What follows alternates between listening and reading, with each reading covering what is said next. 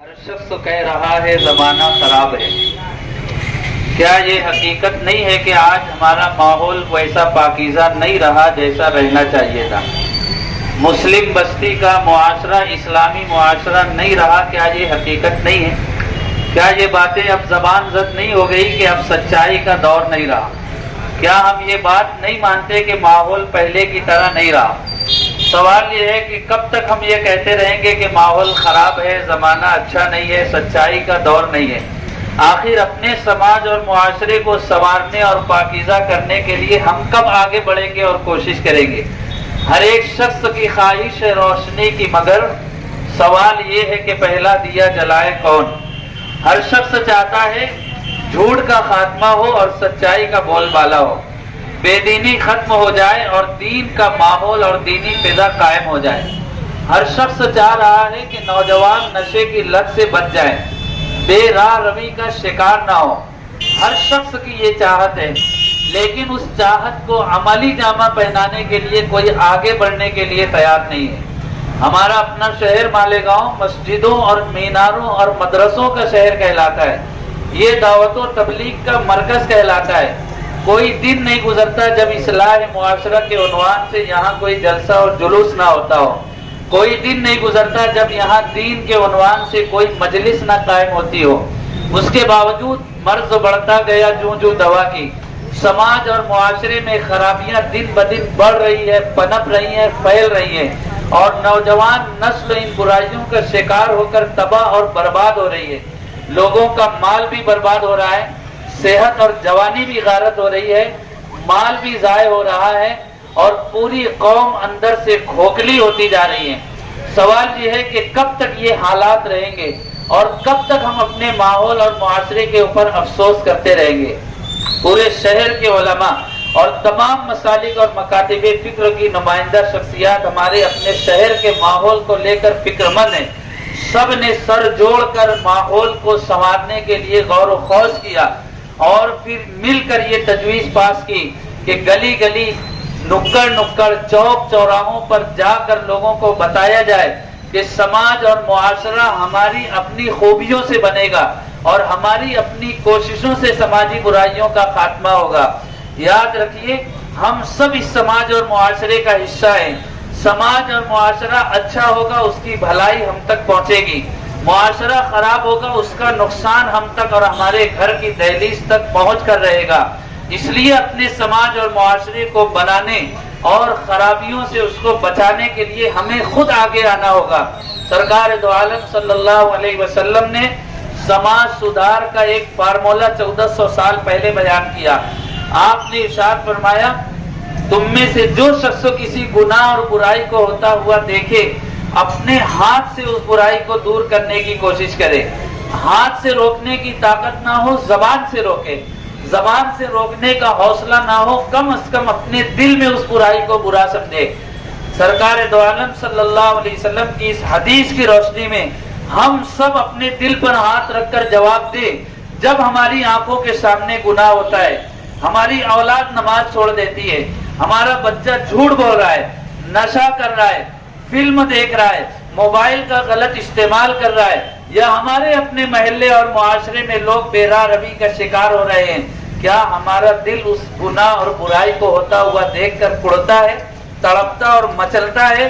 اللہ اور اس کے رسول کی نافرمانی کو ہوتا ہوا دیکھ کر ہم کتنی زیادہ کوشش کرتے ہیں کہ ہم اس برائی اور خرابی کو دور کر سکیں۔ آج برائی کو برا سمجھنے کا مزاج بھی ختم ہو چکا ہے۔ ایک وقت تھا، آج سے 20-25 سال پہلے، لوگ اپنی گلی محلے کے بچوں کو بھی سنوارنے کے لیے فکر مند رہا کرتے تھے۔ کوئی بچہ برائی میں مبتلا نظر آئے، اسے اپنا بچہ سمجھ کر سمجھایا کرتے تھے۔ آج دوسرے بچوں کی بات جانے دیجیے، اپنے بچوں کو سنوارنے اور ان کی تربیت اور نگرانی کے لیے لوگوں کے پاس وقت نہیں رہا۔ باپ کاروبار میں مشغول ہے، ماں گھر کے کاموں میں الجھی ہوئی ہے، دن بھر اسی میں صرف ہو جاتا ہے۔ رات ہوتی ہے تو پھر باپ ہوٹلوں میں اور دوستوں کی مجلس میں پہنچ جاتا ہے، گھر پہنچتا ہے تو موبائل لے کر بیٹھ جاتا ہے، ماں پاکستانی سیریل دیکھنے میں لگ جاتی ہے۔ معصوم بچوں کی تربیت کرنے والا اور ان کو سمجھانے والا کوئی باقی نہیں رہا۔ آج بچے شکوا کر رہے ہیں کہ مجھے نہ امی کا پیار ملتا ہے، نہ ابو کی توجہ ملتی ہے، समझ में नहीं आता मैं पैदा हुआ था या डाउनलोड किया गया था। आज ये हालात हैं। अब माँ बाप रो रहे हैं, शिकवा कर रहे हैं कि औलाद नाफरमान हो गई, माँ बाप की फर्मा बरदारी नहीं करती, माँ बाप को वक्त नहीं देती। सवाल यह है कि हमने अपने बच्चों को कितना वक्त दिया और उनकी तरबियत के लिए हमने क्या कोशिश की। इसलिए शिकवा शिकायत बंद कर दिया जाए, अफसोस करने के बजाय अमली कदम उठाइए और अपने समाज और मुआशरे को संवारने के लिए कोशिश और जद्दोजहद कीजिए। हम में से हर शख्स चाहता है माहौल संवर जाए, समाज सुधर जाए, बुराइयों का खात्मा हो जाए, अच्छाइयों का बोलबाला हो जाए, लेकिन हर एक शख्स को ख्वाहिश है रोशनी की, मगर सवाल ये है कि पहला दिया जलाए कौन। हम लोग अपने घर से उसका आगाज करें, अपनी जात से उसका आगाज करें। सबसे पहले हम खुद अपने आप को हर बुराई से बचाने की कोशिश करें। बतौर खास इस बैनर पर आप देख रहे हैं 4 बुराइयों का बतौर खास तस्करा किया गया है। पहली बुराई है नशा। ये नशा क्या है? ये जिंदगियों को तबाह करने वाला, अक्ल को माऊफ कर देने वाला, अखलाक और किरदार का सत्यानाश कर देने वाला। नशा क्या है? ये आपकी सेहत को बर्बाद कर देगा, आपके माल को बर्बाद कर देगा। ना नशा करने वाला ना दुनिया का रहता है, ना आखिरत का रह जाता है। इसलिए अपने आप को नशा आवर चीजों से बचाया जाए, अपनी सेहत की हिफाजत की जाए। याद रखिए, अंग्रेजी जबान में कहावत है, हेल्थ इज वेल्थ, तंदुरुस्ती 1000 नेमत है। अल्लाह के रसूल सल्लल्लाहु अलैहि वसल्लम के इरशाद गिरामी है, सेहतमंद मोमिन अल्लाह की निगाह में ज्यादा महबूब और पसंदीदा है बनिस्बत कमजोर मोमिन के। आज नौजवानों का हाल देख लीजिए, दिन भर गुटखा खाकर, तंबाकू खाकर, बीड़ी और सिगरेट पीकर अंदर से खोखले हो गए। इनकी जवानी के दिन आए लेकिन इनकी जवानी नजर नहीं आती। शायर कह रहा है ना, न बेबाकी न बेताबी न बेदारी न होशियारी, जवानी कितनी शर्मिंदा है आकर नौजवानों में। इस मजलिस में जितने नौजवान हमारे दोस्त अहबाब है, मैं उनसे कहूंगा अपने आप से प्यार करें, अपनी सेहत की हिफाजत करें और नशा और चीजों से अपने आप को बचा लें। उन लोगों से इबरत हासिल करें जिन्होंने नशा कर करके अपने आप को कैंसर जैसी बीमारी का मरीज बना दिया। आज बिस्तरों पर पड़े हुए हैं, लाखों लाख खर्च करके इलाज नहीं हो रहा, माँ बाप रो रहे हैं, बीवी और बच्चे हैरान हैं, लेकिन कैंसर जैसी बीमारी इनका पीछा छोड़ने के लिए तैयार नहीं है। ये सारे वाकयात हमारे लिए इबरत है, हम इनसे इबरत हासिल करें और ये न भूले कि जो दूसरों से इबरत हासिल नहीं करता वो खुद दूसरों के लिए मकाम इबरत बन जाया करता है। दूसरी चीज है कत्ल। हमारा अपना शहर प्यार मोहब्बत वाला शहर है, लेकिन अब इसी शहर में सब्र बर्दाश्त का गोया मादा ही नहीं रहा। मामूली से रास्ता चलते हुए किसी को धक्का लग जाए, लड़ाई झगड़ा हो जाता है और आम तरीके पर नशे में मुब्तला अफराद एक दूसरे की कोई बात बर्दाश्त नहीं करते।